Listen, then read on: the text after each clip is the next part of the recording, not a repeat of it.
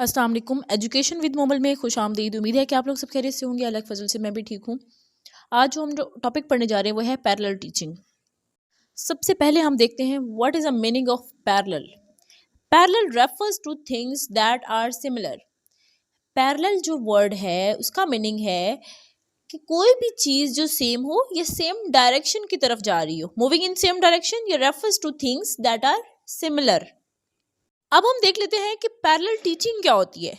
Parallel teaching mean split the class in half, कि आपके पास एक क्लास है, आप उसे दो ग्रुप्स में डिवाइड कर रहे हो जिसे दो टीचर पढ़ाएंगे, लेकिन आपका कंटेंट या टॉपिक जो है वो सेम होगा।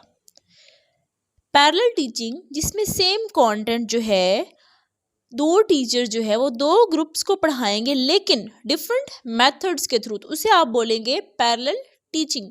यहाँ पे आपने एक चीज़ नोट करनी है कि class can be split up according to learning profile और रैंडमली, कि जो आप क्लास के ग्रुप्स बनाएंगे वो आप लर्निंग प्रोफाइल के अकॉर्डिंग भी बना सकते हैं, या आप रैंडमली जो है दो ग्रुप्स भी बना सकते हैं, दो से ज़ायद ग्रुप्स भी आप बना सकते हैं।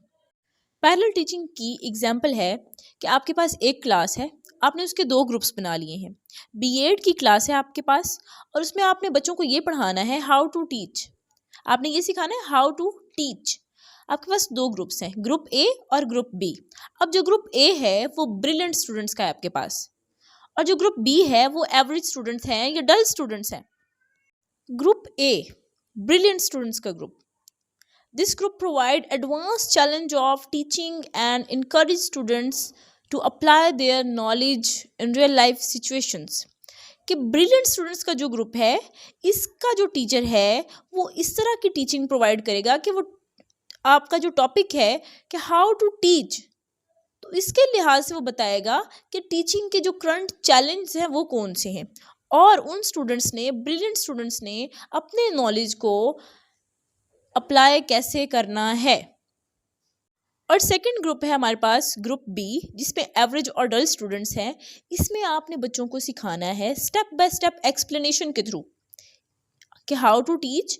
आपने उन्हें स्टेप बाय स्टेप जो है वो एक्सप्लेनेशन देनी है कि आपने क्लास में एंटर कैसे होना है, आपने जो है वो बच्चों का इंट्रोडक्शन कैसे लेना है, आपने अपना जो है वो कंटेंट बच्चों तक कैसे पहुंचाना है, आपने कौन कौन सी एड्स आप इसमें यूज़ कर सकते हैं, आप कौन कौन से टीचिंग मेथड यूज़ कर सकते हैं।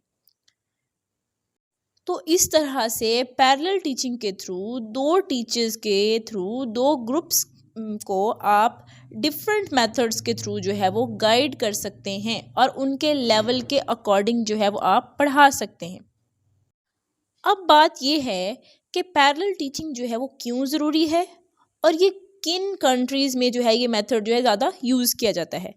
पैरेलल टीचिंग जो है ये लार्ज क्लास के लिए ज़रूरी है, ये कोलैबोरेटिव अप्रोच है and better for large class and for diverse students needs, कि जहाँ पे इंडिविजुअल डिफरेंसेस को मद्देनज़र रखा जाता है, जहाँ पे इंडिविजुअल नीड्स की बात की जाती है, जिन कंट्रीज़ में, जिन क्लासेस में इंडिविजुअल नीड्स पे फोकस किया जाता है, वहाँ पे पैरेलल टीचिंग जो है वो as a effective teaching approach, effective teaching method जो है वो यूज़ की जाती है।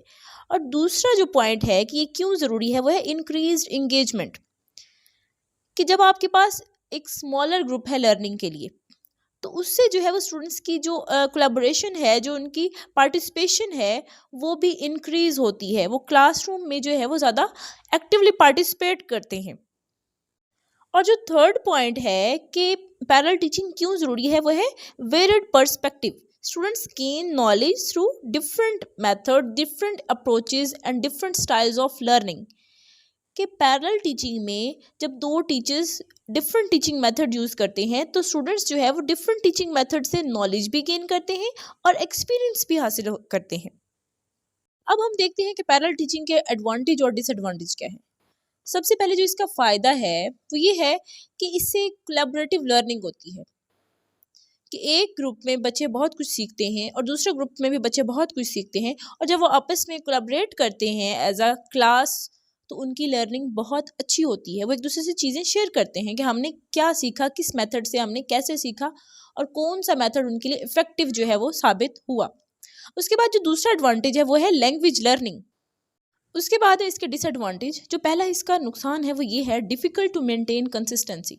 जाहिर है कि आप पैरेलल टीचिंग करवा रहे हैं जिसमें आप 2 ग्रुप्स बना रहे हैं या 3 ग्रुप्स बना रहे हैं, आपको टीचर रिक्वायर्ड होंगे उन ग्रुप्स को पढ़ाने के लिए। तो अगर उस टाइम पे दूसरे टीचर्स जो है वो अवेलेबल नहीं हैं तो उससे क्या होगा, आपकी जो कंसिस्टेंसी है वो मेंटेन नहीं होगी।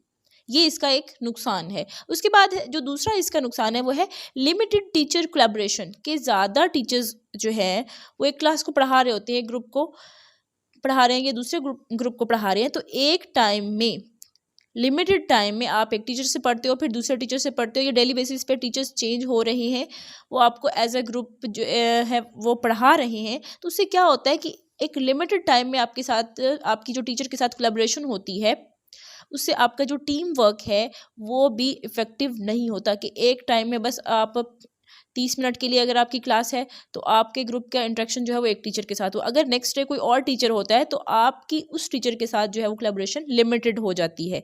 तो ये भी इसका जो है वो डिसएडवांटेज है कि आप एक टीचर्स के साथ जो है वो ज़्यादा टाइम के लिए जो है वो कोलैबोरेट नहीं कर पाते। और अब हम देखते हैं कि पैरेलल टीचिंग जो है ये किन कंट्रीज़ में यूज़ किया जाता है ये मेथड।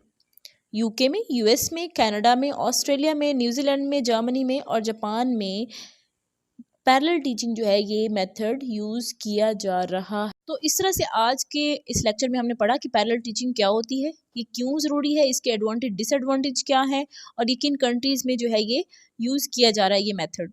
तो अगर आपको ये वीडियो पसंद आई हो तो लाइक और शेयर कीजिएगा, मेरे चैनल को सब्सक्राइब कीजिएगा। अल्लाह हाफिज़।